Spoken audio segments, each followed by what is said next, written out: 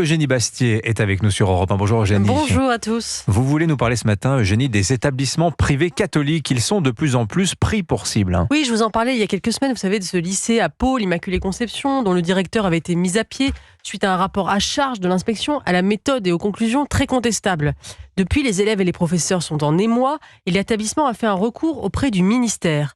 On attend d'ailleurs de voir ce que fera sur ce dossier notre nouvelle ministre Anne Genetet.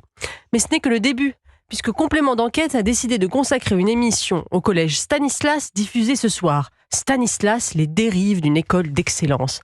Alors c'est vrai que moi, en cette fin d'année 2024, je m'attendais plutôt du service public qu'il enquête par exemple sur les dérives antisémites observées sur les campus de dizaines de facultés en France depuis le 7 octobre, ou de la violence que subissent les professeurs.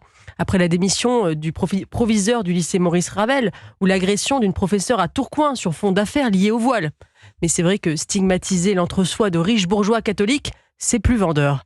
Et puis l'an dernier, Complément d'enquête avait consacré un reportage à l'islamisme à l'école. Il fallait donc compenser, en visant aussi un supposé intégrisme catholique, comme si ces menaces étaient symétriques dans notre pays. Vous parleriez d'acharnement contre l'école privée ? Oui, je crois qu'on peut parler d'acharnement. Et je vous conseille d'ailleurs de lire le grand article de mes consoeurs Aude Barietti et Caroline Beyer dans Le Figaro, qui fait le point sur cette question. L'enseignement catholique peut-il encore être vraiment catholique ?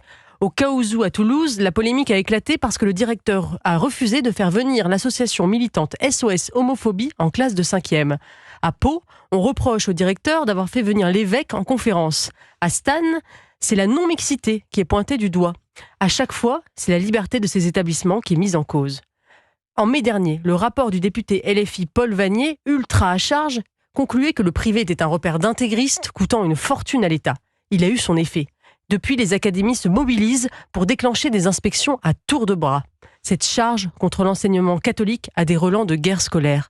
Michel Barnier ferait bien de s'en préoccuper, parce qu'en France, ce n'est jamais bon signe quand on commence à opposer les deux écoles. Eugénie, est-ce qu'il n'y a pas quand même un vrai problème de ségrégation sociale financée par les deniers publics et dans l'école privée catholique ? Oui, d'accord, mais je voudrais rappeler quand même qu'un élève du privé coûte 30% moins cher qu'un élève du public à l'État.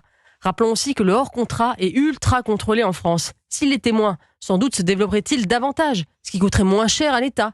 Qu'on libéralise alors davantage, voilà une idée qui pourrait être mise sur le tapis. Alors oui, c'est vrai, les lycées et les collèges et les écoles publiques attirent de plus en plus un public de plus en plus aisé. Seuls 5% des familles mettent leurs enfants dans une école catholique pour des raisons religieuses. Mais à qui la faute ? Ce succès n'est que le reflet de l'effondrement de l'enseignement public.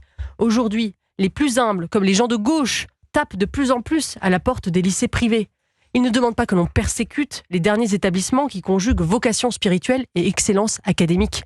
Ils voudraient simplement que partout, on relève le niveau de l'éducation. Signature Europe 1, Eugénie Bastier. Merci beaucoup Eugénie.